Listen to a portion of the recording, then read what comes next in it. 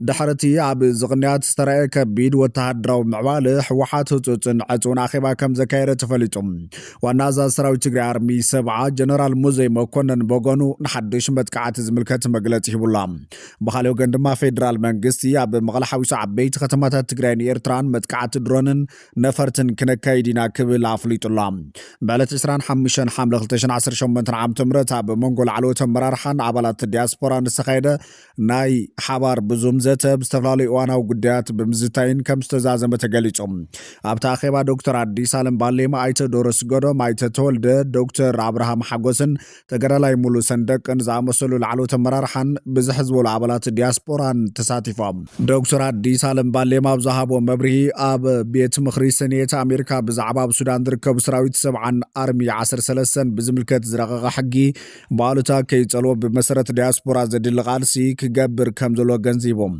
ኣብቲ ዘተ ተገረላይ ሙሉ ሰንደቅ ኣብላዕሊ ኣብ ትግራይ ዝግበር ዘሎ ግፋታት ብግልጽ ይቅሬታ ክሕተተሎ ንዝብል ዘቕረቦ ሕቶ ዶክተር አዲስ አለም ባሌማ እዝን ያህልውና ጉዳይ ብምዃኑ ጠጠው ዝብል ገፋይለን እዚ ተመክሮዚ ኣብ ከም ሩስያን ኣሜሪካን ዝኣመሰለ ዓበይቲ ሃገራትን ዝተራእዩ ብምባል ምላሽ ኣቕሪቦም እቶም ገለ ተሳተፍቲ ዲያስፖራ ድማ ብዝተፈላለዩ ፖለቲካውን ኣጠቃቅማ ማሕበራዊ ሚድያን ዲሞክራሲን ዝምልከት ዝተፈላለዩ ርእይቶታት ኣቕሪቦም ኣሎም ካብኣቶም ንመኸተ ትግራይ ዝቃወሙ ወገናት ኣብ ውሽጢ ትግራይ ዘሎ ንብረቶም ተወሪሱን ተሸይጡን ንመኸተ ክውዕል ከም ዘሎ ኣብ ትግራይ ኮይኖም ንገለ ሚድያታት ሮማናት ኦንላይን ኮርነር ሚድያን ቲቢኤስ ቲቪን ዝድግፉ ወገናት ስጉምቲ ክውሰደሎምን ኣብ ዝሕዝዋን ዲሞክራሲ ከም ዘይድልን ሚድያታት ሓበሬታ ብምብፃሕ ድንጓ ስለ ዘለዋ ሰሙናዊ ሓበሬታ ክወሃብ ከም ዘሎ ዝብሉ ርእይቶታት ይርከብዎም ሓላፊ ጉዳያት ኮሙኒኬሽን ትግራይ ዶክተር አብርሃም ሓጎስ ኣብ ዝሃቦ ምላሽ ሓድነት ዲያስፖራ ብምኽንያት እቲ ዝነበረ ግዜያዊ ምምሕዳር ተበቲኑ ከም ዘሎ ብምጥቃስ ኣብ ሚድያ ዘሎ ናይ ሳተላይት ጃሚንግ ፀገም ንምፍታሕ ሚድያ ትግራይ ምስ ናይ ደገ ዲያስፖራ ሚድያታት ተዋዲድካ ናይ ምስራሕ ትልሚ ከም ዘሎ መልኪቶም بتوسخ بزعبا وتهدرو كنتات تقلت ناي شرارينا وق بعبي حيلي كبيد براتن بزحز بلا سبا وحيل نسترقف خمز نبرن نقزي قنت طويل كمزولون حبيرم أبومبر بوليتيكا وبارتي عاسم بايت دورس قدم بوغونو شالاتي استقبرت جمدون سمر من قصاصن ندحينا لنا ناي حبار تلاي سلزلنا دما كنت فينا بمفال حدنت كتان آخر تزاريبهم اتاقيبا بعبال دياسبورا عرقاي شمية بحاب زغربان مخت زدلي جنزبا حقز الجبر زبلناي زازم ريتون تزازم الله بخالي وقند ما فيدرال منقصة بمغلحاويس عبيت ختماتها تقرين إيرتران متقعت درون النفرتن كنكايدنا كبلا فليت الله وانا مقابر عبي أحمد زخونة جنرال باج عادبال يمس بي بي سي عبزوكايدك على محتت وقنترات الجمير قنبارن دجنن زبحالي كلوني كبل زهابو وتعدرو تنتناب زوان زولو جو بوليتيكا وركباتن تكنولوجين قرن افريكا نبحرو بملكام زغيرو زملاختيوم اب زحلف الزمانات نعمدت ابنا 1998 كلت شحو غيرتران ايثيوبيان وغ اب حدا فلوت بوتاوي مسمر ግንባር ጥራይ ዝካየድ ነይሩ ህዝቢ ንድሕሪት ኮይኑ ስንቂ ዘዳለወሉ ቦታ ደጀን ይበሃል ነይሩ ሕዚ ግን ብሰንኪ ምዕባለ ቴክኖሎጂ ውግእ ኣብ ዶባት ጥራይ ዝውሰነ ኣይኮነን ዘመናዊ ናይ ድሮን ቴክኖሎጂ ነፈርትን ካብ ማእኸል ሃገር ተበጊሰን ኣብ ማእኸል ርእሰ ከተማታት ወይ ዓሚቕ ስትራቴጂካዊ ቦታታት መጥቃዕቲ ከውርዳ ይኽእላየን ሓደ ከተማ ወይ ዓዲ ካብቲ ኩናት ዝካየደሉ መስመር ብኣማይት ኪሎሜትራት ርሒቑ ስለ ዝተረኸበ ጥራይ ርሒቑ ወይ ድሕሪት ደጀን ኮይኑ ብሰላም ክነብር ኣይኽእልን እዩ መላታ ሃገርን ዞባን ቀጥታና ይወገዝ ዞባ ይኸውን ዝብለ ጀነራል ባጫ ደበል ዓበይቲ ከተማታት ትግራይ ሱዳንን ኤርትራን ድማ ግዳይት መጥቃዕቲ ከም ዝኾነ ያፍሊጦም ጂኦፖለቲካ ቀና አፍሪካ ምስ ማእኸላይ ምብራቕን ዓለም ለኻዊ መስመራት ንግድን ቀይሕ ባሕር ባብ ኤልመን ደባዝ ዝተኣሳሰረ ኣብቲ ዞባ ዝርከቡ ናይ ወጻኢ ወተሃደራዊ መደብራትን ኣብነት ቱርኪ ሕብራት ኤምራት ዓረብ ቻይና ጽልዋታትን ኩናትን ተተወሊዑ ሙሉእ ቀርና አፍሪካ ብሓንሳብ ክድርኽ ከም ዝኽእል ይገብሮም እቲ ጀነራል ወይ ድማ ባጫ ደበል ዘቕረቦ ጂኦፖለቲካዊ ትንተና ንላዕላውነት ኤርትራ ዝግህስ ንቀይሕ ባሕር ብሓይልን ምቁፅፃር ዝዓለመ ናብ ቀርና አፍሪካ ሓድሽ ፖለቲካዊ ካርታ ንምፍጣር ዘቕንዓን ናይ ወረርቲ ወተሃደራዊ ስነ ሓሳብ ዝብል ምላሽ ተዋሂብሉ ኣሎ እቲ ብመንግስታትን ሚድያታት ኤርትራ ከም ናይ ኩናት ምስምስ ተወሲዱ ዘሎ መደርኡ ሕጋዊ መንግስቲ ኤርትራ ኣይክህሉን እዩ ማለቱ እዚ ንናጽነትን ላዕላውነትን ኤርትራ ብቐጥታ ዝኽሕድ እዩ ባጫ ደበለ ኤርትራ ካብ ኢትዮጵያ ዝተፈለየትሉ ሕጋውን ሞራላውን መስርሕቶ ምልክት ዘለዎ እዩ ብምባል ናይ ቀደም ወደባዊት ሃገር ናይ ሙኻን ድሌት የንጸባረቕ ዓላማ ድማ ንህዝቢ ኢትዮጵያ ብሄራዊ ስምዒት ብምልዓል ወተሃደራዊ ወራር ንምድላው ንመንግስቲ ኤርትራ ከም ዘይሕጋዊ ወይ ግዝያዊ ጌርካ ብምስኣል ነቲ ብቐጥታ ኩናት ናይ ምኽፋት ወይ ላዕላውነት ሃገር ናይ ምፍራስ ስትራቴጂ ባይታ የጣጥሐሎም ግንባር ደጀንን ዝበሃለ ክህሉን ዝብል ዘረባ ጀነራል ባጫ ደበሌ ኣብ ልሙድ ኩናት ወይ ድማ ግንባር ቦታው ግን ደጀንን ድሕሪ ዘሎ ሓገዝ ተባሂሉ ዝፍለጥ ኮይኑ ግንባር ደጀንን ናይ ክህሉን ማለት ግን እቲ ዝመጽእ ኩናት ናይ ሓደ መዓልቲ ወይ ናይ ዶብ ኩናት ከም ዘይኮነ ይነጽር እቲ ውግእ ብድሮናት ብናይ ሓሶት ወረታትን ብናይ ውሽጢ ዓዲ ሓይልታትን ተደጊፉ ኣብ ሓደዋን ኣብ ኩሉ ክፋል ኤርትራ ካብ ገማግም ባሕር ክሳብ ከተማታት ውሽጢ ዓዲ ዝካየድ ዕናው ኩናት ክኸውን ከም ዝኽእል የነጽሮም ጂኦፖለቲካን ጂኦግራፍን ቀርኒ ኣፍሪካ ክቕየር ዝብል ዘረባ ባጫ ነቲ ድሕሪ ናጽነት ኤርትራ ዝተፈጠረ ዶባትን ናይ ቀይሕ ባሕር ዋንነትን ብሓይሊ ምቕያር ማለት እንትኾን ኢትዮጵያን ወደብ ዓሰብ ብዘይሕጋዊ መንገዲ ዝተወሰደት እያ ብምባል ንምምላሳን ኣብ ቀይሕ ባሕር ስልጣን ንምሓዝን ዘለዋ ስትራቴጂካዊ ባህጊ ዘንጸባርቕ ኮይኑ ኣሎ እዚ ዘረባ ናይ ባጫ ደበሌ ሰላማዊ ዲፕሎማስያዊ ዘተ ዘይኮነ ብሓይሊ ብረት ሓዳሽ ቀርኒ ኣፍሪካ ናይ ምፍጣርን ኤርትራ ከም ሃገር ናይ ምጥፋእ ድሌት ዘሎ ናይ ኩናት ጎስጓስ ኮይኑ ብወገን ኤርትራ ዝመደረዚ ውዱቕ ታሪክ ዘይፈልጥን ንቐጠናዊ ርግኣት ብከቢድ ዝፈታተን ሓደገኛ ወተሃደራዊ ምፍርራሕን ተባሂሉ ተኾኒኑ ኣሎ ጠቕላላ ትርጉሙ ጀነራል ባጫ ደበሌ ከጠንቅቕ ዝደልየሉ ጉዳይ ኣብ ዘመን ዚ ኣብ ቀርኒ ኣፍሪካ ዝለዓል ዝኾነ ይኹን ኩናት ንኹሉ ሰብ ንኹለን ከተማታትን ንመላእ ዞባን ብማዕረ ዘጥቅዕ እምበር ኣብ ዶብ ጥራይ ተወሲኑ ዝተረፍ ናይ ርሑቕ ኩናት ከም ዘይኮነ ንምግላጽ እዩ እዚ ምዕባለታት ኣብ ዘለሉ ዋና ኣዛዝ ሰራዊት ትግራይ ኣርሚ 7 ጀነራል ሙዘይ መኮነን በጎንን ሓድሽ መጥቃዕቲ ዝምልከት መግለጺ ሂብሎም ኣዛዝ ኣርሚ 7 ጀነራል ሙዘይ መኮነን ዓጽፈታዊ መጥቃዕቲ ምጅማሮም ቃልሶም ከም ዝቕጽልን ኣውጅም ኣዛዝ ኣርሚ 7 ጀነራል ሙዘይ መኮነን ንህዝቢ ትግራይ ኣብ ዘመሓላለፎ ሰበር መልእኽቲ ንሓሙሽተ ዓመታት ኣብ በረኻታት ሱዳን ሸረሪናን በረኸትን ብሰላማዊ መንገዲ መፍትሒ ንምርካብ ብትዕግስቲ ድሕሪ ምጽባዮም ንሕራ ሕዚ ግን ብምኽንያት እቲ ዝተፈላለዩ ወገናት ዝጀመርዎ መጥቃዕቲ ምምላስ ምጅማሮም ብምግላጽ መሬት ትግራይ ሓራግ ክሳብ ዘይወፀት ቃልሶም ከም ዘይቋርጽን ህዝቢ ክቐስንን ሓቢሩሎም በጣም ደስ ዘብል ሚኒስትር ፍትሒ ዓመታዊ ገምጋም ስራሕ አካይዱ ሚኒስትር ፍትሒ ካብ 3 እስካብ 4 ሓሳብ 2026 ኣስመራ ንዝሓለፈ ስራሕቲ ዝግምግምን ናይ መጻኢ መደባት ዝሕንጽጽን ዓመታዊ ገምጋም ኣኼባ አካይዱ ሚኒስትር ፍትሒ ፈውሺ ሓሺም መብታ ኣኼባ ዘስምዑ መደረ ቀንዲ ዕላማት ሚኒስትር ማሕበራዊ ላዕለዋይነት ምርጋጽ ምዃኑ ዝገለጻ ኮይነን እዚ ክብርታት እዚ ድማ ወናብራ ህዝቢ ኤርትራን ኣብ ግዜ ቃልሲ ናጽነት ዝመዓወሉ ክብርታት ዘስተኣሰር ምዃኑ ድማ ርድየን ሚኒስትር ፈውዚያ ወሲኸን ኣብ ማሕበራዊ ልዕላውነት ሕብረተሰብ ዝተመርኮዘ ስርዓተ ፍትሒ ናይ ኤርትራ ታሪኽን ባህልን መንነትን ዘንጸባርቕ ምዃኑ ድማ ሓቢረን እዚ ድማ ንልዕልና ሕጊ ማሕበራዊ ስኒት ልምዓታዊ መደባት ንምትእባን ህዝብን ወሳኒ ታሪኽ ከም ዘለዎ ድማ ግንዚበን ኣብቲ ንኽልተ መዓልታት ዝቐጸለ ኣኼባ ብዛዕባ ስራሕ ኣብያተ ፍርድን ዓቃቢ ሕግን 5 ዓመታዊ ስትራቴጂካዊ ትልሚ ምምዕባል ቴክኖሎጂ ሓበሬታ ምምሕያሽ ሕግታት ልምዓት ሰብኣዊ ሓይልን ንቕሓት ህዝብን ንምዕባልን ዝምልከቱ ሰፋዓት ፀዋት ቀሪቦም ድማ ምምያጥ ተገይረሎም ኣብዚ ሕጂ ሰዓት ካብ ዝተሰምዑ ወሰንቲ ዜናታት ናብ ኤርትራ ዝኣቱ ዘሎ ናይ ጽምዶ ኣጽዋር ጽዕነት ምንጪ ፋይናንስን ዝተመልከተ ዋና ጉዳይ ኮይነሎም ኣብዚ ሓደ ወርሒ ዘቢሉም ብሰለስተ ናይ ጽዕነት ነፈርቲ ካርጎ ፍላይትስ ናይ ሩቢስታር ኤርዌይ ኣብ ማዓስከር ነፈርቲ ምጽዋዕ ወይ ድማ ማሳዋ ኤርፖርትስ ዓሊበን ኣለዋ ምንጪ እዚ ኣጽዋር እዚ ካበዩ ኤርትራም ኣጽዋር እትዕድገሉ ዘላ ካብ ቤላሩስ ምዃኑ እዩ ዝግለጽ ቤላሩስ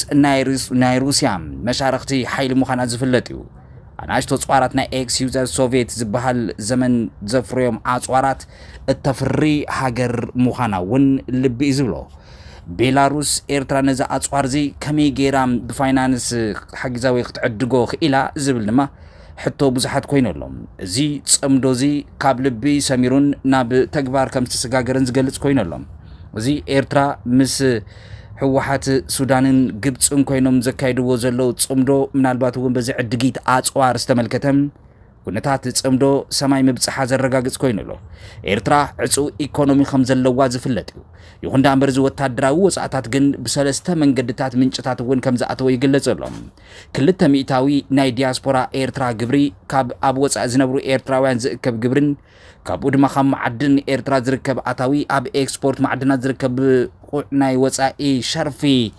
ፎሬን ከረንሲ ዝተመልከተን ዋና ምንጭ እዚ መግዚ ኣጽዋር ኮይነሎም ካብ ቤላሩስ ዝተዓደጉ ኣጽዋራት እውን ኣዝዮም ዘመናዊትን ገዘፍቲ ምዃኖም ይዝግለጽ ዘሎ ክብራት ተመልከቲ ኣብ ዞባውያን ጉዳያት ብምእታው ዝርከብ ዘሎ ንኣብነት ኣብ ዕጡቃት ሓይልታት ሱዳን ምልምማድ ወይ ድማ ተዓሊም ተቋምቲ ካልኦት ናይ ፖርት ወደብ ኣገልግሎት ኣብ መሃብ እውን ዝርከብ ገንዘብ ነዚ ኣጽዋር እዚ መዕደጊ ኮይኑሎ ማለት እዩ ብኻልእ ገጽ እዚ ኣብ ስክሪን ትምልከትዎ ዘለኹም ናይ መዕርፎ ነፈርቲ ምጽዋዕ ወይ እውን ማሳዋ ኢልካ ዝጽዋዕ ቦታ እዩ ተም መዕርፎ ነፈርቲ ነዚ መስል እዚ ኣብ ስክሪን ትምልከትዎ ዘለኹም እዩ ናይ ጽምዶ ሓይልታት ገዘፍቲ ኣጽዋር ክዕጠቑ ጀሚሮም ኣለው ትማሊ ቅድሚ ትማሊ ጉዳይ ድሮን ዝተመልከተ ክንጽብጽብ ጸሪሕና ኣለና ዓላማ ናይቲ ኣጽዋር ምእካብ ፌደራላዊ መንግስቲ ኢትዮጵያ ንሓይሊ ኣየሩን ምድራዊ ሰራዊቱን ዓብይ በጀት ብምምዳብ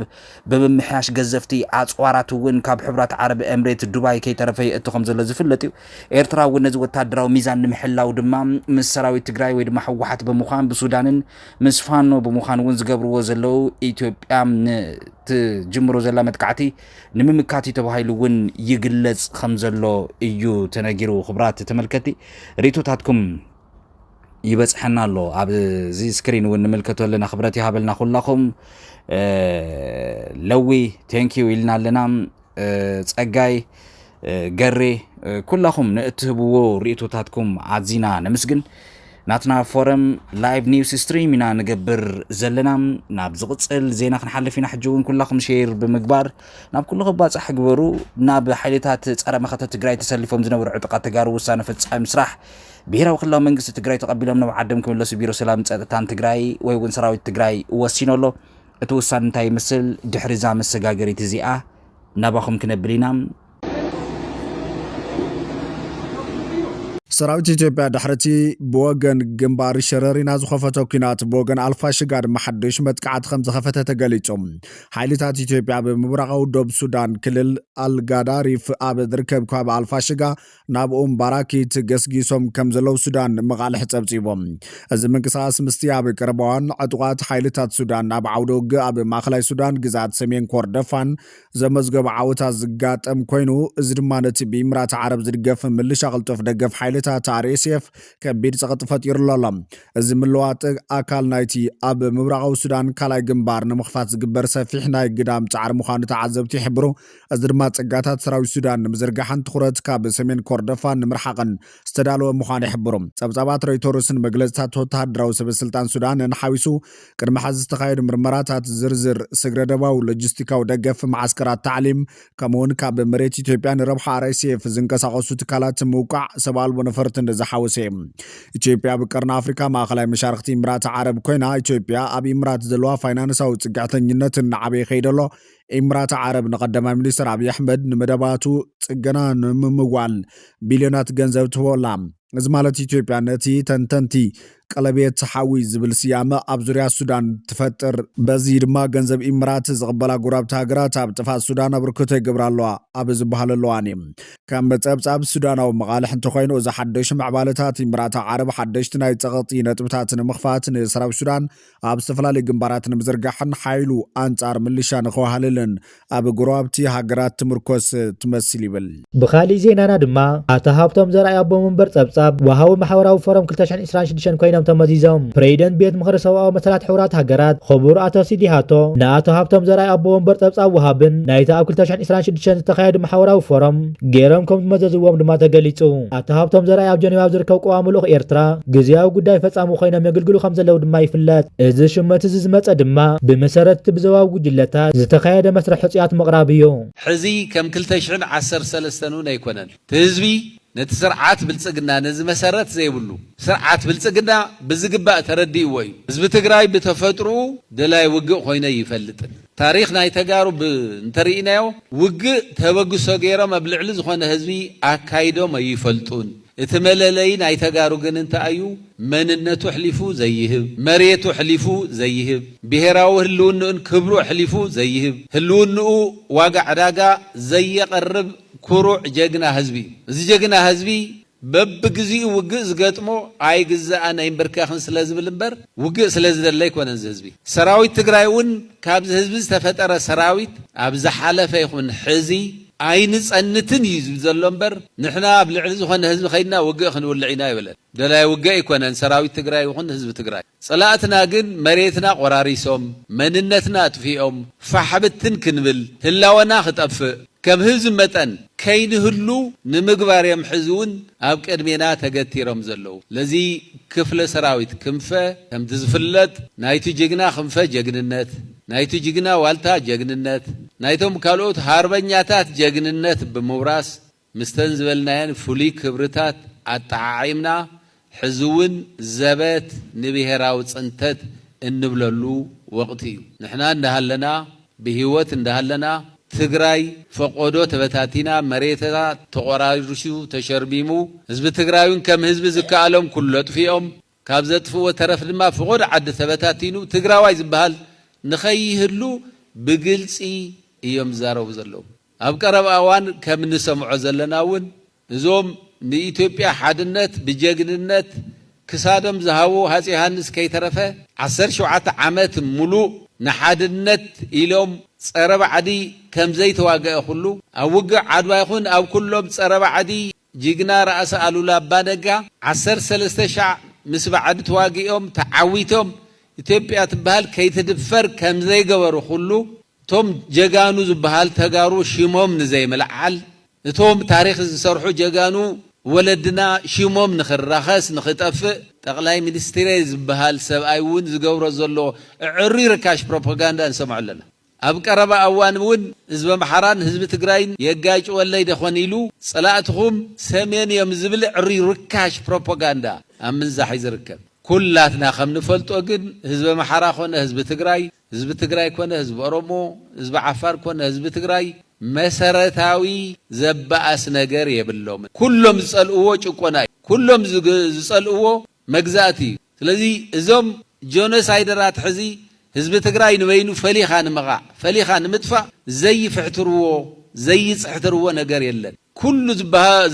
ዝረብ ግብረ እከይ ኩሉ ይዛረብዎ ኣሎ ሓድሽ ነገር ኣይኮነን ዓላምኡ ኩለላ ዓይሎም ህዝቢ ትግራይ ንምጽናት እዩ ዝሰምዖም ህዝቢ ግን የለን ሕዚ ከም 2013 እውን ኣይኮነን ህዝቢ ነቲ ስርዓት ብልጽግና ነዚ መሰረት ዘይብሉ ስርዓት ብልጽግና ብዝግባእ ተረዲእዎ እዩ ለዚ ከምቲ ናይ ቅድሚ ሕዚ ብኣጉል ነገር ላዓይሉ ከም ዝጸይኽእልን ሕዚ ዘለናሉ ወቕቲ ድማ በይኑ ከጽንተኩም እየ ኢሉ እንትመጸና እንተሎ ሕዚ ከምቲ ናይ ቀደም ኣይኮነን እሞ አባላት ክፍለ ሰራዊት ክንፈ ካልኦት ናይዚ ኮር አባላት ናይ 422 አባላት ኩልኩም ዝኾንኩም ንሕና ካብቲ ማለ ብቑዕ ትምህርቲ ወሲድና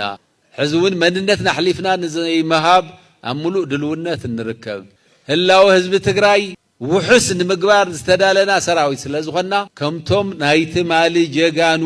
አያታትና ሕዋትና ከምኒ ክንፈ ከምኒ ዋልታ ከምኒ ሱሑል ከምኒ ሙሴ ከምኒ ጋዚ ከምቶም መሻሓት ጀጋኑ ቤዛ ህዝቢ ትግራይ ዝኾኑ ንሕና እናሃለና ህዝቢ ትግራይ ኣይጸንትን ኢልና ብሙሉእ ድልውነት ቁርባት ክንከውን ጸላኢ ወራሪኡ ጸላኢ እንዳማቱ መሬት ደልዩ ጸላኢ ህዝቢ ቀጽነት ዝመጽዩ ንሕና ግን ንህልውናናን ንመሰልናን ንሓርነትናን ሉዓላው መሬትና ንምኽባርን በሸሓት በሚልዮናት ዝግመት ተፈናቃላይ ንምምላስን ኣብዛ ሓላል መሬትና ጠጠው ዝበልና ተጋደልቲ ኢና እሞ ከምቶም ናይቲ ማሊ ጀጋኑ ሩህሩሃት ዴሞክራት እንብሎም ክንፈ ከምኡ ዝበለ ባህርያት ተወሪስና ዝመጸና ዘሎ ዕማም ዝመጸና ዘሎ ናይ ጽንተት ኩናት ወግድ ኢልና ብሔራዊ ህልውናና ብጅግንነት ንምምካት ቅሩባት ክንከውን ኣለና እየ ክብል ዝደለ መወዳእታ ዘለናዮ ወቕቲ ኩላህና ንፈልጦ ኢና ናይቲ ማሊ ናይቶም ስዋኣትና ጽኑዕ ቃል ኪዳን ኣለና ቃል ኪዳኖም ጽኑዕ ቃል ኪዳኖም ንህልውና ህዝቢ ትግራይ ኢሎም ዝኸፈልዎ መስዋዕት ድማ ማንም ኣይራኽሶን ማንም ኣይረግጾን ኣብቲ ጽኑዕ ቃል ኪዳኖም ረጊጽና ዝወሃበና ልኡኽ ኩሉ ንምፍጻም ድልዋት ክንከውን ይግበአና ክብል ይደሊ ኣብ ቀድሚያ ዘለኹም ሓደ ክንፈ ይኮነን ኣሽሓት ጀጋኑ ክንፈለኹም ኣሽሓት ሩህሩሃት ክንፈለኹም ኣሽሓት ዋልታታት ኣለኹም እሳቶም ዘም ሰባት እዚኦም ዞም ጀጋኑ እዚኦም ጉቦኦም ፈጺሞም ሓሊፎም ኣለዉ ኩል ሻዕ ሰማዕታት ክንዝክር ከለና ብፍላይ ሽሞም ክንወርስ ከለና ክፍለ ሰራዊት ክንፈ ወይ ክፍለ ሰራዊት አጋዚ ወይ ክፍለ ሰራዊት ማንጆር ትንብል ተናታቶም ባህሪ ብዝግባ ከነንጸባረቀን ይግባና ኣብራሓውና ሓንቲ መልእኽቲ መሓላለፍ ሎ ታ መልእኽቲ ብጣዕሚ ኣገዳሲ ስለ ዝኾነት እያ ኤርትራውያን እንታይ ምልከተና ተጋሩ እንታይ ምልከተና ሱዳናውያን እንታይ ምልከተና ጉዳይና ግን ንግበር እንዳበሉ ዝዛረቡ ሰባት ንዓኣቶም መልሲ ሂብና ኣሎሞ ኣብራሓ ዝብሉ ኤርትራውያን ኣለው ሕጂ ከመይ ዝርድኦም ኣብዚ ከቢድ ፀገም ኣለዎም ማለት እዩ ከምታ ሓንተ ዘልኩ ኣሕዋትካ ስለዝኾኑ ረጊፅካ ማይ ተሓልፍኒ ኢኻ እምበር እቲ ረዳድኦም ብጣዕሚ ዝገርመካ ኤርትራ ክትህሉ ይደልይዎ እዮም ንኣፅነትን ልዕላውነትን ኤርትራ ተዓቂቡ ክነብር ይደልይዎ እዮም ምስ 4 ኪሎ ዘለና ፀገም ይፈልጥዎ እዮም ባሕሪ ናፅነት ባሕሪ ናፅነት ዝበሃል እሱ ዝደለየ ውጥናት ተሻሪኽና ክንደይ ከዳዓታት ትግራይ ዝነበሩ ኣባሪርና ንህዝብን መሬትን ትግራይ ምስ ፖለቲኩ ከም መሻርክትና ኣሰሊፍና ጎረባብቲ ካልኦት ሃገራት ውን ኣሰሊፍና ንከምዚ ዝኣመሰለ ውጥን ናይ 4 ኪሎ ዓጊትናዮ ከም ዘለና ይፈልጡ እዮም ሕጂ 4 ኪሎ ዓቕሊ ፅበት ፈንጠርጠር ክብል እንከሎ ሓደ ኤርትራዊ ከይሳተፍ ከይስዋዕ ክብሉ ከዓ ትሪኦም ማለት እዩ ኣብዚ ሕጂ እቲ ዝሕርብተካ ከመይ ከም ዝሓስብ ትርእሶ ናፅነትካን ሰላምካን ትደልዮም መንእሰይ ኤርትራ መሻርክ ትረኺቡ ንበይኑ ከይግዳዕ ዝበሃል ሃገርን ህዝብን ይሰርሕ ከም ዘሎ እንዳረኣኻዮ መፂኻ ኢኻ እሞ ኣብቲ ናይ 0 ሰዓት ክብፅሕ እንከሎ ንመሻርክትኻ ድርቢያ ቢልካሎም ትመፅእ ተኾንካ ንዓመታት ዝሰራሕካዮ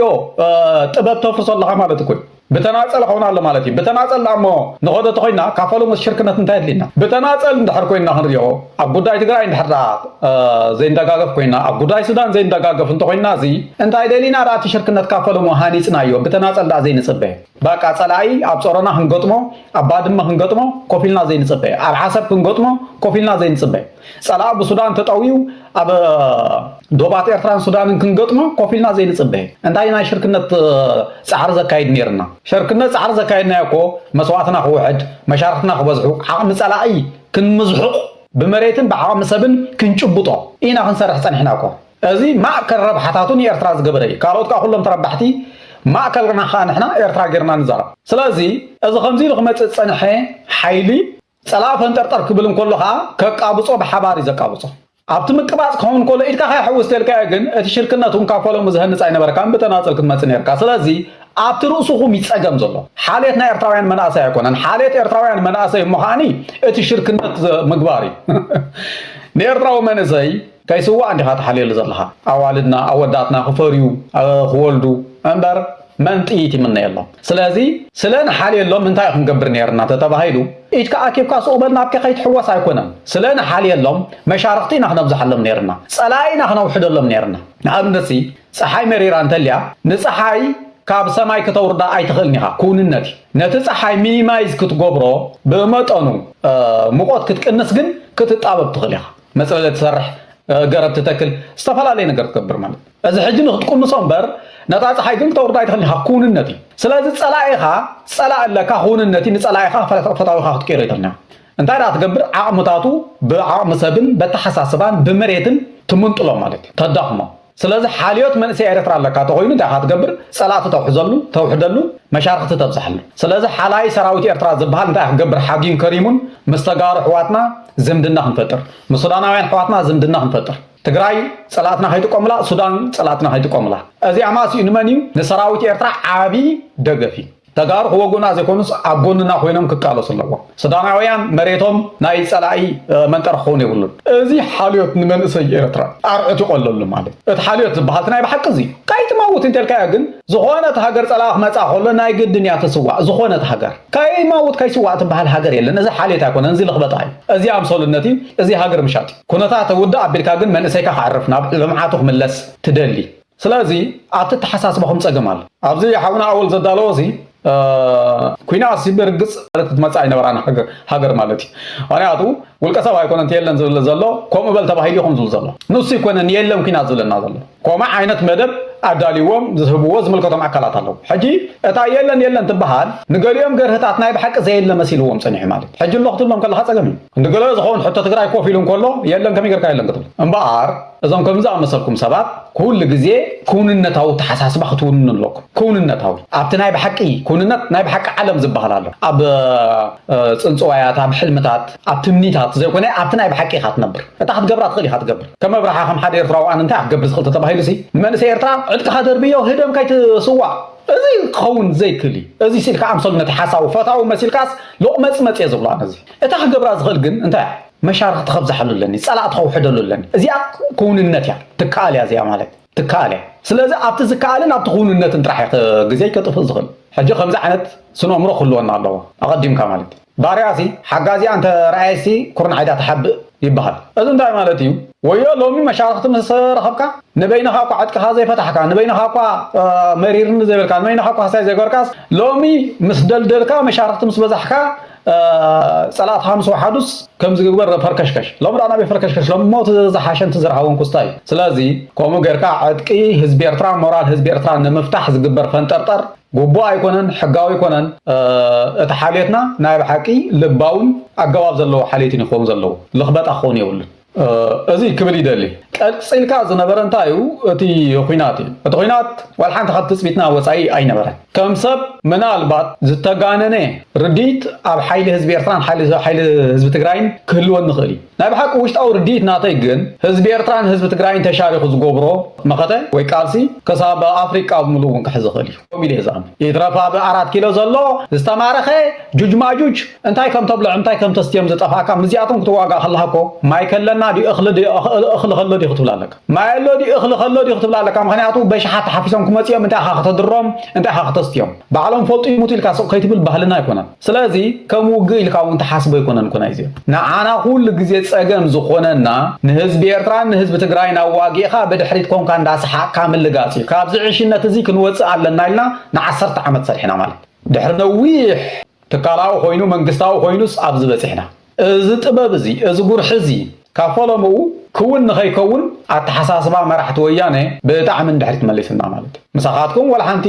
ሽርክነት ክስታይ ገለ ንሪኦኩም ኣይኮነን ንስኻትኩም ንሕና ዓባይ ኢትዮጵያ ሒዝና ኣለና ንስኻትኩም ንእሽቶ ሃገር ኢኹም ክሰምዑና ኣለኩም ኣይትሰምዑናን ከዓ ጥሕር ኣቢልና ንዓና ዝመስል መንግስቲ ክንተክል ንኽእል ኢና ብኤርትራ ተዘይኮይኑ ዝበሃል ትዕቢት ሒዝዎም ብብዝሒ ቁፅሪ ህዝቢ ኢትዮጵያን ብደገፍ ናይ ዓለምን እዚ ነዚ ኩሉ ክሳራ ዘምፅእ ካብ ፈለምኡ ግን ንሕና እኹላት ኢና ነንባዕልና እንድሕር ተረዳዲና ንሕና ጎቦ ነፍርስ ዝበሃል ነንባዕልኻ ምትእምማን ነይሩ ተዝኸውን ብርግጽ ኣብ ካልእ ልምዓት እውን በፂሕና መሃለና ማለት ዜናና ድማ ኣምባሳደር ዓብደላ ሙሳ ልምዓታዊ መደባት ንምዕዋት ዝተዋደደ ህዝባዊ ተሳትፎ ክሕይል ድማ ፀዊዖም ሚኒስተር ምምሕዳር ከባብታት ኣምባሳደር ዓብደላ ሙሳ ኣብ መንደፈራ ዝተኻየደ ናይ ቀዳማይ መንፈቅ 2026 ገምገማዊ ኣኼባ ኣብ ዝተፈላለዩ ልምዓታዊ መደባት ብፍላይ ድማ ዓውታት መሰረተ ልምዓትን ሕርሻን ንዝተጀመሩ ስራሓት ንምዕዋት ዝተዋደደ ጻዕሪ መንግስትን ህዝብን ትካላት ድማ ክሕይል ፀዊዖም ኣብታ ኣኼባ ዝቀረቡ ፀብፀባት ኣብ ዝሓለፉ 6 ወርሒ ምዕቃብ ሓመድን ማይን ጽገና ጽርግያታትን ምዝርጋሕ መስመር ኤሌክትሪክን ምቕራብ ጽሩይ መስተ ማይን ሰፊሕ ስራሕቲ ከም ዝተሰላሰለ ድማ ገሊጹ ብፍላይ ድማ 7 ዓታት መስተ ማይ ፕሮጀክታት ከም ተዛዘሙን 2.2 ሚልዮን ዝኾኑ ዝተፈላለዩ ፈልስታት ንህዝቢ ተዓዲሎም ከም ዝተተኸሉ ድማ ሓቢሩ ብተወሳኺ ምክንኻን ስድራ ቤት ጽዋት ምስፍሕፋሕ ምፍራይ ማዓርን ደርሁን ዝተረኸበ ውፅኢት ዝነኣድ ምዃኑ ድማ ተገምጊሙ ንመጻኢ ወይ ንኻልኣይ መንፈቅ ዓመት 2026 ዘሎ ትልሚ ተወሳኺ ንኣሽተይ ዲጋታት ምህናፅ ኣብያተ ትምህርቲ መዋዕለ ህጻናት ምኽፋትን ሕርሻዊ ንጥፈታት ብዝለዓለ ምስፍሕፋሕን ትልሚ ተተሓሒዙ ካብ ዘሎ ካብቲ ዝወፀ ዜና ንምርዳእ ድማ ተኻኢሉ እቲ ምስ ሓይልታት ፀረ መኸተ ትግራይ ተሰሊፎም ዝርከቡ ዕጡቃት ናብ ዝደለይዎ ቦታ ክኸዱ ሰላማዊ ህይወቶም ክመርሑ ዝብሉ ውሳነም ወይ እውን ሓሳብ ቀሪቡ ከም ዝነበረን እዚ ድማ ብብሔራዊ ክልላዊ መንግስቲ ትግራይ ድማ ተቐባልነት ረኺቡ ውሳነ እውን ስዒብዎ ድማ ናብ ቢሮ ሰላምን ፀጥታን ትግራይ ተመሪሑ ከም ዝነበረ ዝፍለጥ እዩ ቢሮ ሰላምን ፀጥታን ትግራይ ወይ ድማ ሰራዊት ትግራይ ድማ ብግብሪ ዝኸተግብር ጀሚሩ ኣሎ እዚ ፈጻሚ ስራሕ ብሔራዊ ክልላዊ መንግስቲ ትግራይ ኣብ ዝሓለፈ መዓልትታት ምስ ሓይልታት ፀረ መኸተ ትግራይ ተሰሊፎም ዝርከቡ ዕጡቃት ተጋሩ ብሰላም ናብ ዓዶም ክምለሱ ጻውዒት ዘቕረበ እንትኸውን ነዘመልክቱ ቢሮ ሰላም ፀጥታን ትግራይ መብርሂ ሂቡ ምንባሩ እውን ካብ ጣባያና ናባኹም ዘበልናዮ ዜና ዝዝክር እዩ ብፍላጢኹም ብዘይፍላጥ ምስ ሓይልታት ፀረ መኸተ ትግራይ ተሰሊፉ ዝርከብ ዕጡቕ ትግራዋይ ናብ ዓዱ ክምለስ መፈጸሚ ማንዋል ወፂኡ ኢሉ ድማ ሓላፊ ቢሮ ሰላም ፀጥታን ትግራይ ኣይተ ተወልደ ብርሃን ተስፋ ዓለም እዮም ገሊፆም ኣይተ ተወልደ ብርሃን ተስፋ ዓለም ኣብዚ ስክሪን ትምልከትዎም ዘለኹም እዮም ሓላፍቲ ቢሮ ኣብ ዝቐረባ ቅድሚ ሓደ ወርሒ ወይ ድማ ኣብዚ ወርሒ ውሽጢ ዝተሸሙ ኣመራርሓ እዮም ኣብ ናይ መንግስቲ ሓላፍነት ቦታታት ብሹመት ዝሰርሑ ኣመራርሓ ዝነበሩ ከምኡ እውን ሰራሕተኛ መንግስቲ ዝነበሩ ጻውዒት ተቐቢሎም ስልጣና ወሲዶም ናብ ቤት ዕዮ ክምለሱ መስርሕ ወፃኢ ወፂኡ ከም ዝበሉ እዮም ኣይተ ተወልደ ብርሃን ሹመኛታት ዝነበሩ ጻውዒት ተቐቢሎም ናብ ዝምጥኖም ቦታ ክምደቡ እዮም ክብሉ ክዛረቡ ካብቲ ዝሃብዎ መግለፂ ተመልኪትናን ሰሚዕናን ዘለና ጻውዒት ተቐቢሎም ዝተመለሱ መንኣሰይ ሓረሶት ነጋዶ ምልሻ ኩሉ ኣማራፅታት ክርብሑ ከም ዝግባእ እውን እዮም ኣብዚ መግለፂ ኣብዚ ዘረባዚ ተዛሪቦም ዘለዉ ማለት እዩ ናብ ዝቕፅል ዜና ክንሓልፍ ከለና እቲ ሕዚ ኢትዮጵያ ኢሉ እውን አፍሪካ ዘዘራርብ ዘሎ ዋና መዘራራቢ ጉዳይ አይተ ተወልደ ማርያም ገብረ ማርያም ዝተመልከተ ተወልደ ገብረ ማርያም ዋና አካሄደ ስራሕ ሲኢኦ መንገዲ አየር ህንድ ኮይኖም እዮም ተመዚዞም ዘለው ክብራት ተመልከቲ ነበር ዋና አካሄደ ስራሕ መንገዲ አየር ኢትዮጵያ ዝነብሩ አይተ ተወልደ ገብረ ማርያም ላዕለዋይ ሓላፊ ኮይኖም ንመንገዲ አየር ህንዲ ኤር ኢንዲያ ከም ዝመርሑት መንገዲ አየር ኣብ መርበብ ሓበሬትኡ ጠቂዑ ፍለጡ ላይ ክብል ብግልፂ ኣፍሊጦሎም አይተ ተወልደ ነዚ 4 ዓመታት ነቲ መንገዲ ክመርሕ ዝጸንሕ ካምቤል ዊልሰን ብምትካዕ ነዚ ሓላፍነት ተረኪቦም ኣለው መረፃ ቦርድ ተመክሮቲ ተወልደ ዘለዎ ግደ ቦርድ መንገዲ አየር ህንዲ ድማ ነቲ ትካል ናብ ዝለዓለ ዓለማዊ ደረጃ ዘብፅሕ ድልዱል ባህሊ ድሕንነት ኣገልግሎትን ዘዕቢ ከምኡ ድማ መክሰብ ዝርግሐ ዘለዎ ስራሕ ከካይድ ዝኽእል መራሒ ክደሊ ድሕሪ ምጽንሑ እምበር ንኣይተ ተወልደ ገብረ ማርያም ብምሉእ ድምፂ እቲ ቦርድ ኤር ኢንዲያ መሪፁ ዘሎ ወይ እውን ሓርዩ ዘሎ ኣባላት ቦርድ ኣይተ ተወልደ ነቲ መንገዲ አየር ብዓለም ፍሉጣት ምስ ዝኾኑ መንገዲ አየራት ክሰርዖ ዝብል ጽኑዕ እምነት ከም ዘለዎ እውን ተዘሪቡ ዘሎ ኣይተ ተወልደ ኣብ ዓለም ፍሉጥን ዕውትን መራሒ ዓውደ አቪዬሽን ምዃኑን ኣብ መንገዲ አየር ኢትዮጵያ ድማ ልዕሊ 10 ዓመታት ኣብ ዝመርሐሉ እዋን ነቲ ትካል ኣብ ኣፍሪቃ ብዝርግሐ መክሰብን ኣብ ቅድሚት ዝሰርዐ ኣመራርሓ መራሒ እውን ምዃኑ ዝፍለጥ እዩ መጠን መክሰብ ብ4 ዕፅፊ ሓፍ ዘበለ በዝሒ ነፈርቲ ድማ ብ3 ዕፅፊ እውን ዘወሰኸ ኣመራርሓ እዩ ነይሩ ኣባል ቦርድ ኣቦ ወንበር መንገዲ አየር ህንዲ ኤንቻንድርስ ከራን ድማ ንምምዛዝ ኣይተ ተወልደ ኣመልኪቶም ኣብ ዝሃብዎ መግለፂ ንኩሎም ኣባላት ቦርድ ወኪልና ኣይተ ተወልደ ናብ መንገዲ አየር ህንዲ እንኳዕ ብድሓን መጽኻ ክብሎ ይፈቱ መንገዲ አየር ህንዲ ሕዚ ናብ ወሳኒ ናይ ምስፍፋሕ ምዕራፍ ዝኣቱ ዘሎ ኣይተ ተወልደ እውን ኣብ ምህናፅ ብቕዓት መክሰባውያን ጉጅለታት መንገዲ አየር ዘለዎ ሕሉፍ መዝገብ ወይ ድማ ድሕሪ ታሪኹ ዘረጋገጽ ፍሉጥ ብሉጽ ገዚፍ መራሒ ኣመራርሓ ኢና መሪፅና ሕጉሳት ኢና ክብል ተዛሪቡ ዘሎ ኣይተ ተወልደ ብወገኖም ነዚ ሓላፍነት ብምርካቦም ሓበን ከም ዝተሰምዖም እውን ገሊፆም ኣለው ሕዚ ኣብ ዝረኸብናዮ ወይ እውን ኣብ ዝሰማዕናዮ ዜናና ማለት እዩ ከለና ኢትዮጵያ ብሰለስቲኡ ኣንፈት ሸነኽ ብኮይናት ዝተኸበበት ትመስል ብሱዳን ገጽ ወረ ኮይናት ይስማዕ በኤርትራ ገጽ እውን ወረ ኮይናት ይስማዕ በሶማሊያ ገጽ ድማ ሕጂ ሰበር ዜና ተሰሚዕሎ ብሬኪንግ ኒውስ ሓይልታት ፑንትላንድ ንማዓስከር ወታደር ፌደራላዊ መንግስቲ ሶማል ኣብ ትሕቲ ቁፅጽሮም መእትዮም ኣለው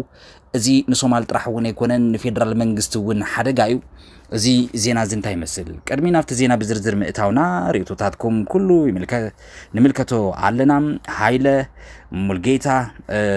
ክብረት ይሃበልና ርእቶታትኩም ኣብዚ ስክሪን ንጥቅዖ ኣለና ከምቲ ትምልከትዎ ዘለኹም እዩ ኣብ ስክሪን ማለት እዩ ፓኪስታን ህንዲ ኣይኮነን ይዝብል ኖ ኣይ ህንዲ ይዝብል ኣብ ህንዲ ይዝብል ክብራት ተመልከቲ ይቕረታ ዝተረኸበ ዜና ፓኪስታን ተባሂሉ ይውራ ከም ዝነበረ ግን ፈለጢና ኣብ ማዓስከር ተፈናቐልቲ 70 ዝበፅሐ ሓደጋ ዝናብ እኹል ሽፋን ኣይረኸበን ይዝብል ብትኽክል ነዚ ዜና እዚ ምናልባት ኣብ ናይ ዩቲዩብ ቻናልና ኮሚኒቲ ወይ ድማ ኣብቲ ጣብያና ዋና ዜናታት ጽሑፋት ቁልጡፍ ንጥቀዐሉ ጠቂዕና ኣለና ኣብ ፌስቡክ ገጽና እውን ቼክ ክትገብርዎ ኢና ንዕድም ናትና ፎረም ጽቡቕ ምንጭኹም ምንጭታትኩም ንከታተለኩም ኣለና ኢሎሎ ክብረት ይሃበልና ኣብዚ ስክሪን እውን ነቐምጦ ኣለና ዜናኻ ንጹርን ሓቃውን እዩ ዝብል ክብረት ይሃበልና ቴንኪው ገሬ እውን ርእቶታትኩም ኣብዚ ይበጽሐና ኣሎ ሕጂ ናብ ፑንትላንድ ንኸይድ ናብ ሶማልያ ንእቶ ሓይልታት ፑንትላንድ ንማዓስከር ወታደር ፌደራላዊ መንግስቲ ሶማል ኣብ ትሕቲ ቁፅጽር ከም ዘእተውዎ ተፈሊጡ ኣሎ ኣብ መንጎ ርእሰ ምምሕዳር ሶማል ዝኾነት ፑንትላንድ ፌደራላዊ መንግስቲ ሶማል ዘሎ ገዚፍ ውጥረት ዳግም ኣብ ዝሓየለሉ ዘሎ እዋን እምበኣር ዕጡቓት ሓይልታት ፑንትላንድ ኣብ ጋልካዮ ኣብ ዝርከብ ሰራዊት ፌደራላዊ መንግስቲ ጥቕዓት ምስ ፈጸሙ ኣብ ቦሳሶ ዝርከብ ፌደራላዊ መንግስቲ ዝተጣየሸ ማዓስከር ሓይሊ ጸጥታ ፑንትላንድ PACF ኢሎም ብምሕጻር ቋንቋ እንግሊዝኛ ዝጽውዕዎ ኣብ ትሕቲ ቁፅጽሮም ከም ዘእተው ዘፍለጡ መግለፂ ፕሬዚደንት ፑንትላንድ ሰዓቤነት ጎንፅን ከልዕል ከሎ ፕሬዚደንት ፑንትላንድ ስዒድ ዓብዱላሂ ደኒ ረቡዕ ኣብ ዋና ከተማ ትኽልል ጋሮዌ ኣብ ዝሃብዎ ጋዜጣዊ መግለፂ እቲ ኣብ ጋልካዮ ዝተኻየደ ጥቕዓት ኣብ ልዕሊ መንግስቲ ፑንትላንድ ተቃውሞ ዘልዕሉ ኣካላት ንጹር መልእኽቲ ንምሕላፍ ዝተገበረ ዝተሓሰበሉ ናይ ጸጥታ ስጉምቲ እዩ ኢልዎ ኣሎ እቲ ብረቡዕ ዝተኻየደ ጎንፂ ብኸበድቲ መሳርሕታት እውን ዝተሰነየ ምዃኑ ገሊጹ ኣሎ ኣብዚ ዜና እዚ ወይ እውን ኣብዚ ዝሃቦ መግለፂ ማለት እዩ ጉድኣት ህይወትን ሰባትን ዝተመልከተ እውን እዩ ዝርዝር መግለፂ ዘውፅአ ዝተማርኹ ንብረታት ሰራዊታት ዝተሓዙ ተጠርጠርትን ጋረወ ኦንላይን ዝተባሃለ ናይ ተኸባቢ ምንጭ ዜና ከም ዘመላኽቶ ኣብ ጋልካዮ ኣብ ዝተወሰደ ስጉምቲ 101 ተጠርጠርታት ትሕቲ ቁፅፅር ከም ዝወዓሉ 60 ድማ ዝቆሰሉ ሰባት ከም ዘለው ገለ ድማ ዝተሓዙ ከም ዘለው ይገሊጹ ብተወሳኺ ወታደራዊ መሳርሕታት ጣይቲ ወታደራዊ መካይን ካልኦት ንብረታት ከም ዝተማረኹ ፑንትላንድ ኣብ ዘውፅኦቶ መግለፂ እውን ሓቢር ኣላ ካብቶም ዝተማረኹ ንብረታት ናይ ፖሊስ ደንቢ ኣልባሳት ካቴናታት ወታደራዊ ጫማታት ዝርከብዎም ክኾኑ ከለው ፑንትላንድ እዚኦም ንብረታት ብመንግስቲ ቻይና ንሓይሊ ፖሊስ ሶማልያ ኣብ ዝተገበረ ሓገዝ ዝተረከበቶም እያ ነይራ ክብል መግለፂ ኣውፅኡ ኣሎ ብመበገሲ ዝውጥጥ ዝግብረ መልሲ ክልላትን ክንምልከት ከለና በዓል ስልጣናት ፑንትላንድ ፌደራላዊ መንግስቲ ሶማል ብገጽ ገልሙዱግ ብረት ከም ዘልዕለን ወይ እውን ድማ ካብ ፑንትላንድ ወፃኢ ዘለዉ ሓይልታት ንምዕጣቕ ይፅዕር ከም ዘሎ እዩ ብምባል ክስ ኣቕሪቦም ነይሮም እዚ ውጥጥ እዚ ብዝለዓለ መንገዱ ዝሓየለ ድማ እቲ መካትዒ ዝኾነ ፅዕነት ኣፅዋር ኣብ ትሕቲ ምሕደራ ጋልሙዱግ ኣብ ዝርከብ ደቡባዊ ክፋል ጋልካዮ ድሕሪ ምብፅሕ እዩ ፕሬዚደንት ደኒ ሓይልታት ፑንትላንድ ነቲ ከባቢ ከም ዘረጋግእዎ ብምግላጽ ካብቲ ኣፍልጦኦም ወፃኢ ዝንቀሳቐስ ካልኦት ዕጡቓት ጉጅለታት ኣብ ፑንትላንድ ድማ ከይህልው እውን ኣጠንቂቖም ኣለዉ ኣብዚ ውጥጥ እዚ ጁባላንድ ንፑንትላንድ ዘለዋ ድጋፍ ክትገልጽ ከላ በዓል ስልጣናት ገልሙዱግ ድማ ፖለቲካዊ መራሕቲ ነቲ ዞባ ካብዚ ጎንፂ እዚ ኣልዕሎም ኣለዉ ክቡራት ተመልከቲ እዞም ናይ ፑንትላንድ ሓይልታት ብካልኦት በዓል ስልጣናት ጁባላንድ ወይ በቶም ካልኦት ተገንፂላ ትርከብ ካብ ሶማልያ ድጋፍ ምርካቦም ምስ መንግስቲ ኢትዮጵያ ዘራኽብ ወይ ድማ ሰላማዊ ርክብ ዘለዎም ከምስል ይኽእል እዩ እቲ ሓደጋ ግን እቲ ዞባ ሶማልያ እንድሕር ዳ ተዘይተረጋጊኡ ንሶማልያ ጥራሕ እውን ዘይኮነስ ንኢትዮጵያ ገዚፍ ዓብዪ ሓደጋ ምዃኑ ግልፂ ክኸውን ይግባእ ቅድም እንትብል ኣብ ናይ ዘመን ኢህወደግ ኣመራርሓ ሰዓት ክንዝክር ከለና ሰራዊት ኢትዮጵያ ናብ ሶማልያ ዝኣተወ ሶማልያ ከይትሕመስ ንሶማልያ ሓልዩ ዘይኮነስ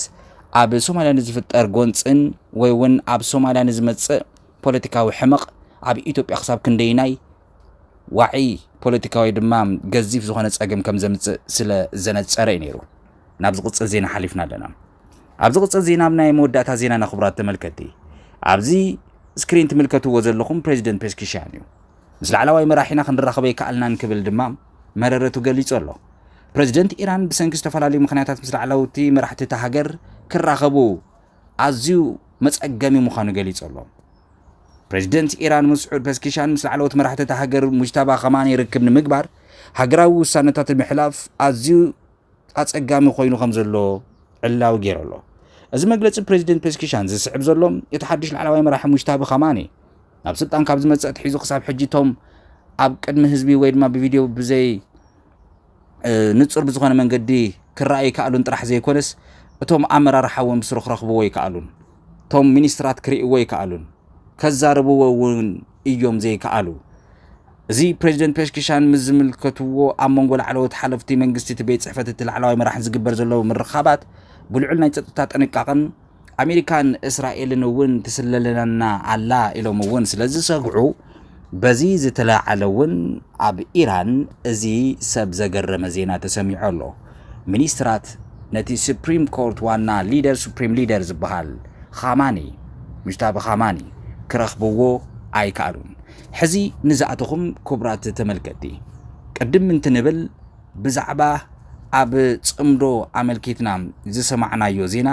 እናባኹም ኣቢልና ብዛዕባ ጽምዶ ዝነበረ ዜና እንታይ ይመስል ይቕረታ ብዛዕባ ጽምዶ እንታይ ነይሩ ንእትብሉ ኣብ ጽምዶ ኣመልኪቱ ዝወፀ ዜና ከምቲ ዘመልከትናኩም እዩ ነይሩ ካብ ቤላሩስ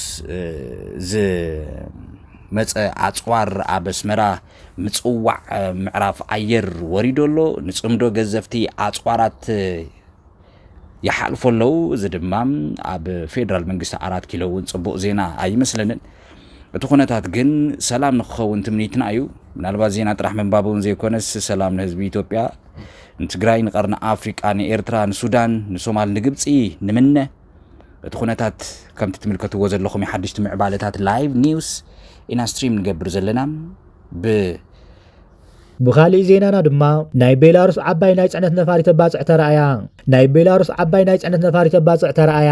ኣብ ዝሓለፈ ወር ሓምለን መጀመርታ ናሓሳ 2026 ሓንቲ ካብ ርእሲ ከተማ ቤላሩስ ዝመጸት ዓባይ ናይ ጽዕነት ነፋሪት ኣብ ወደባዊት ከተማ ባጽዕ ብተደጋጋሚ ክትመላለስ ከም ዝተረእየት ድማ ተገሊጹ እታ ነፋሪት ሩቢ ስታር ዌልፋይስ ዝተባሃለ ትካል ዝኾነት ኮይና ዓይነታ ድማ IL 76 ቲድ እያ ብመሰረት ናይ ሳተላይት ምስልታትን ጸብጸባትን እዛ ነፋሪት እዚኣ ወር ሓምለ 4 ግዜ ኣብ ሞንጎ ሚኒሲክን ባጽዕን በረኻት ይካየድ ከም ዘሎ ድማ ተገሊጹ ብፍላይ ድማ ብ31 ሓምለን 4 ናሕሰን ምዕርፎ ነፈርቲ ባጽዕ ከም ዝተረእየት ድማ ተረጋጊጹ ኣሎ እታ ነፋሪት ጻዕነተ ትሕዝቶ ብወግዒ ዝተገለጸ ነገር እኳ እንተዘይሃለወ እቲ ጸብጻብ ከም ዘስመረሉ ግን እዛ ነፋሪት እዚኣ ኣብ ዝተፈላለየ እዋናት ቤላሩስ ናብ ዝተፈላለየ ሃገራት ኣፍሪቃ ኣጽዋር ወይ ወታደራዊ ንብረቶም ምጓዓዝ ትነጥፍ ከም ዘላ ድማ ይፍለጥ ስለዚ ድማ እቲ ሕጂ ናብ ባጽዕ ተመላልሶ ዘላ ጽዕነት እውን ምስ ዝተመሳሳሊ ክኸውን ከም ዝብል ድማ ግምታት ይወሃበሎ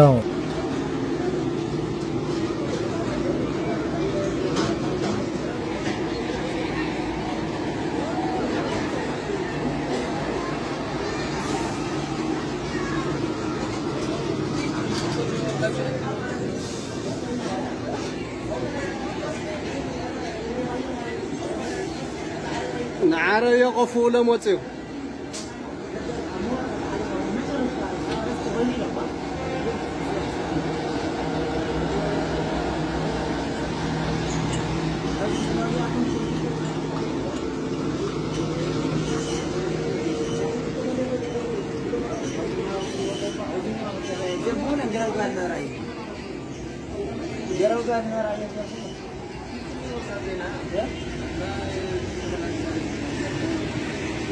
وين هم